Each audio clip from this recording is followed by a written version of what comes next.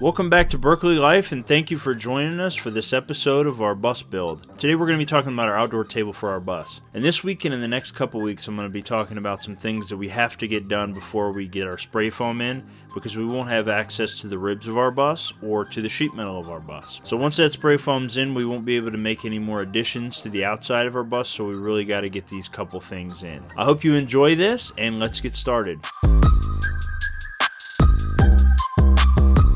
So started off kind of imagining what the side of our bus was going to look like and how much real estate that we wanted to allocate to this table. So I ran it by Jesse, and we kind of made a decision that it was going to be about 6 feet long on the side of the bus. So it goes from the door to right before the wheel well. So once we decided that it was going to be about 6 feet long, the question was, does it fold up or does it fold down? We want to have a storage box down by the battery box underneath the bus. So if we had the table fold down, that it would inhibit our use of that storage box. So we figured we'd fold it up. So once we decided that the table would fold up and it was going to be 6 feet wide, we measured how high off the ground it was going to be, and that gave us our final depth of the table. So with those measurements in hand, I went inside and got to work in the wood shop. We're going to mount the table to the side of the bus with unistrut, just like a lot of other things, because it allows us to make some changes later on if we have to.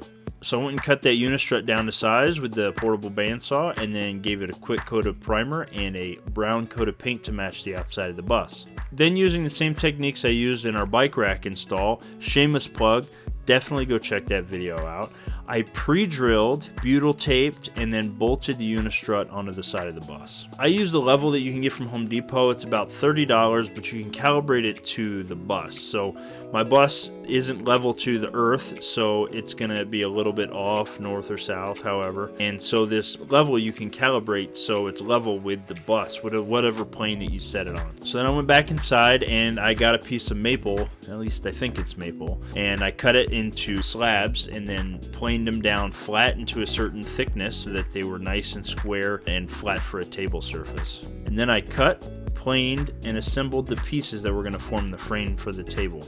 So I screwed the frame together and put all those pieces of maple on top, and then I used the chalk line to keep my screws straight while I was installing those toppers.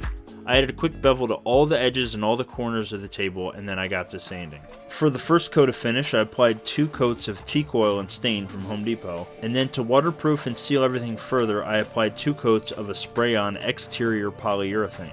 And then Jesse and I went outside and installed the latches on the bus and the catches on the table, and then applied butyl tape and silicone to waterproof those holes. The final step was to make the cables that would hold it all up while in use. I measured the distance between the corner of the table and the latches, and then I went inside and measured, cut, and clamped the wire into a temporary position. Then I went outside and made a couple of minor adjustments to the length of the cables, and the project was done. I think this project looks awesome on the side of our bus, and I think we're going to get a lot of use out of it once we get on the road. What do you think? If you like this video, please check out one of these videos that's popping up here, or check out one of our various playlists. And if you want to follow our travels once we get on the road, be sure to subscribe. Thanks for watching, and I'll see you in the next video.